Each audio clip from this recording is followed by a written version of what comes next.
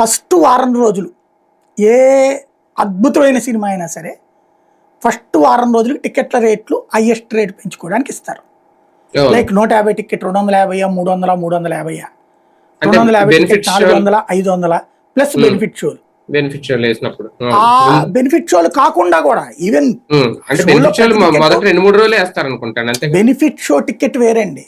అది కాకుండా ఆ రోజు జరిగే ప్రతి షోలో టికెట్ రేట్లు పెంచుకోవడానికి కదా పర్మిషన్ ఇస్తుంది. మొదటి వారం టికెట్ల రేట్లతో సహా షేర్ పెంచుకుంటున్నారు భారీగా. ఈ వారం రోజుల్లో వీళ్ళు ఏం చేస్తున్నారు తెలివిగా, అద్దె కడతామంటున్నారు. అంటే లాభం ఎక్కువ వచ్చేటప్పుడేమో అద్దె ఇస్తున్నారు. రెండో వారానికి అద్భుతమైన సినిమా అయితే మాత్రమే రెండో వారం నడుస్తుంది గట్టిగా. అంతే అద్భుతమైతే అయ్యి ఏడాది మొత్తం మీద 2 ఉంటున్నాయి. ఆ టైంలో కూడా అలా బాగా ఉందంటే మళ్ళీ అద్దె కడతామంటున్నారు.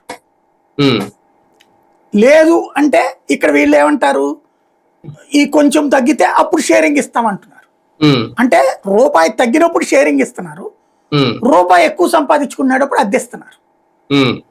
మళ్ళీ ఇందులో 2 రకాలు, దాన్ని ఏమంటారు, మన ఈ పెద్ద థియేటర్లు ఉన్నాయి కదా మల్టీప్లెక్స్లు, వాటిట్లో మాత్రం షేరింగే ఉంటుంది. అదే సింగిల్ థియేటర్లకు వచ్చేటప్పటికి వేధిస్తున్నారు వాళ్ళకి.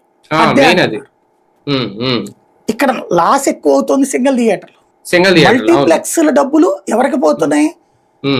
ఈ నలుగురికే పోతున్నాయి.